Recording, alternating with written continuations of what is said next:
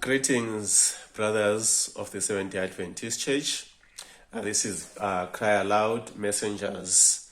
I'm your host, Brother Stanley Zombe. Today, our presentation is about a tragedy that is happening in one of our churches. Makokoba SDA Church acts as a butchery. Chicken intestines on sale on church premises. This is one of the churches that were first built in Bulawayo in Zimbabwe, where we find this tragedy taking place. This is one of the biggest churches in Zimbabwe with a carrying capacity of about 200 to 300 members each Sabbath. Chicken intestines on sale on church premises. This is the board that is written there on the church walls of one of our members who is residing at this house here, who is renting this or is a caretaker there. This brother was represented or was introduced to the church as a pastor. He works at Camperdown Church offices, and he's the one here selling chicken intestines on church premises. Take note, the brother was introduced as a pastor, and he works for Camperdown South Zimbabwe conference. So now we see this tragedy and not being corrected by the pastor or by the elders or by the laity. So there, what's written on the board is that chicken intestines for sale, $1.50. This is US dollars. And we know from inspiration has already told us, or we have got an obligation to carry the health message to the world. We cannot in our churches afford to do such a tragedy as this one, to go against our messages that we stand for, the truth that we stand for as a people today. We advocate for people to stay away or to not eat unhealthy foods. That includes meat eating. It's unhealthy and it's not a good for the people of God. And we see now this a member who was introduced as a pastor to the church and who works for the conference itself, the church conference, is the one who is engaging in doing these practices on church premises here, and the elders are doing nothing about it, which is an abomination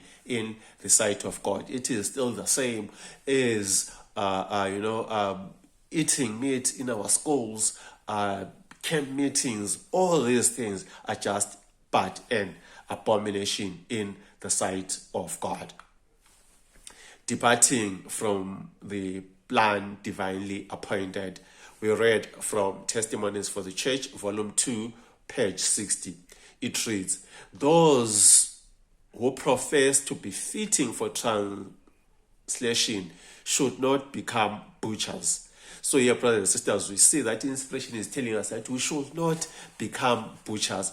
Brothers and sisters, there are some other businesses whereby us today, the Seventh-day Adventist members, or God's people today, we should not find ourselves in such businesses as this one of selling meat, selling flesh, selling beer, or selling tobacco, and or keeping broiler chickens. These businesses are not for the children of God, because that money that is from those businesses is dirty money and should not be find itself in the pockets of God's children. And the inspiration is telling us that we should not become butchers anyhow, brothers and sisters, in selling meat, in keeping broiler chickens for sale, selling diseases to people.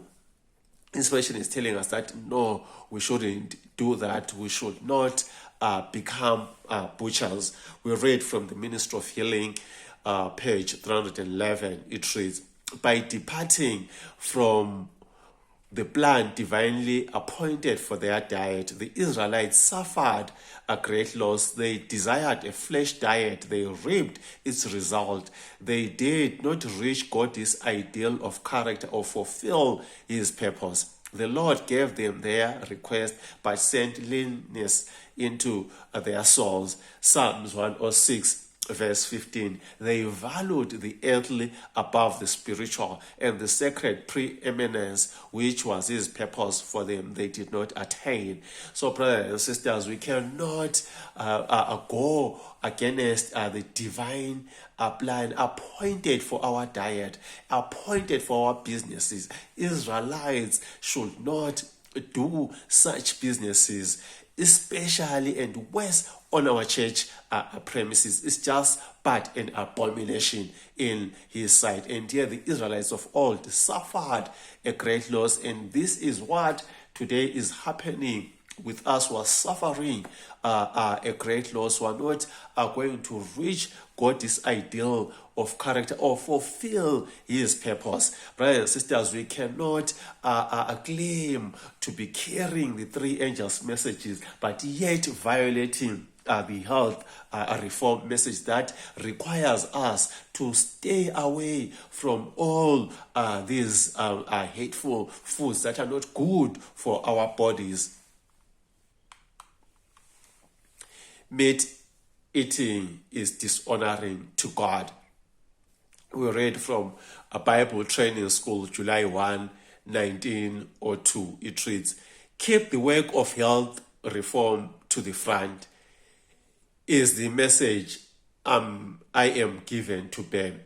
Show so plainly the value of health reform that a widespread need for it will be felt, but never advocate a starvation diet.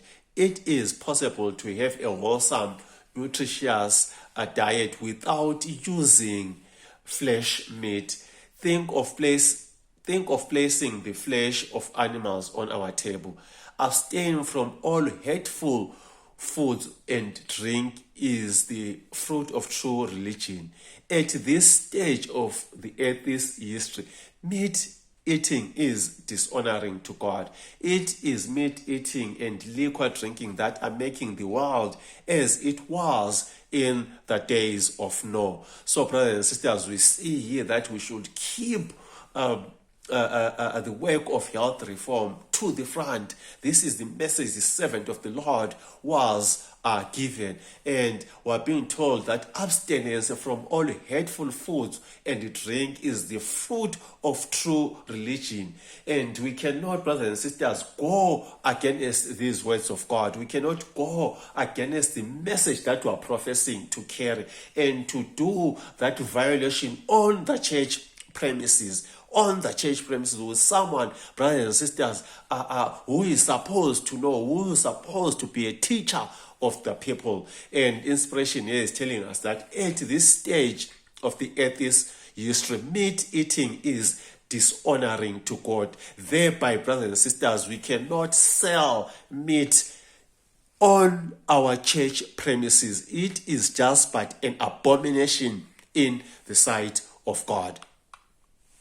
The health message is an important place. We read from the Testimonies for the Church, volume 9, page 112. It reads, as a people we have been given the work of making known the principles of health reform. There are some who think that the question of diet is not sufficient importance to be included in their evangelistical work, but such make a great mistake. God's word declares, whether therefore ye eat or drink or whatsoever ye do, do all to the glory of God. 1 Corinthians 10, 31.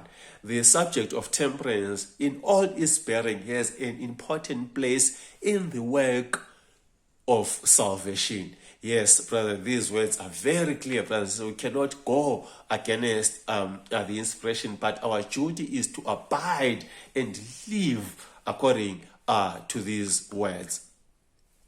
Believe his prophets, so shall he prosper.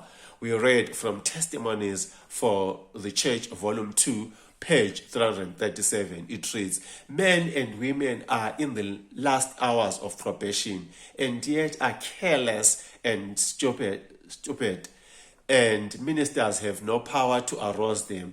They are asleep themselves, sleeping preachers preaching to a sleeping church.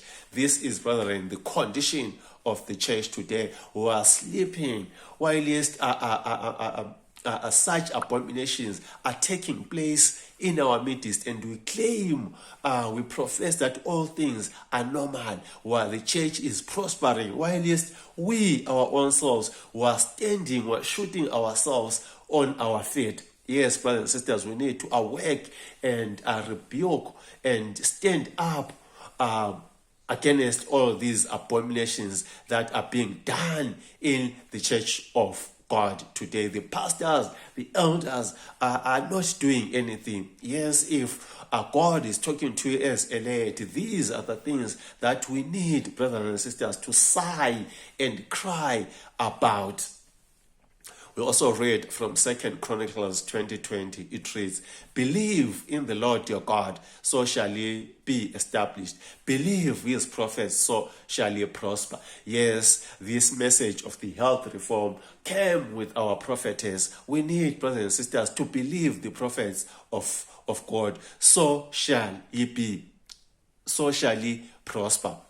We read 1 Corinthians 10, verse 31. Whether therefore ye eat or drink or whatsoever you do, do all to the glory of God. Brothers and sisters, it's very clear. Everything that we do should be done to the glory of God. Conclusion. At this stage of the earth's history, meat eating is dishonoring to God. And hence, brothers and sisters, we cannot sell meat on our premises. It is but just an abomination.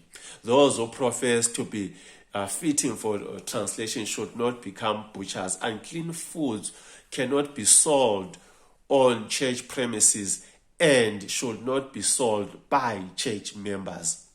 By departing from the plan divinely appointed for their diet, the Israelites suffered a great loss. So it is today with Seventh-day Adventists repeating the history of the Israelites of old. For more information, you can contact the admins at Cry Aloud Messengers. Here are our phone numbers. You can even WhatsApp us, and here are our emails. May God, brothers and sisters, help us all to sigh and cry for all the abominations that are being done in our midst. God bless.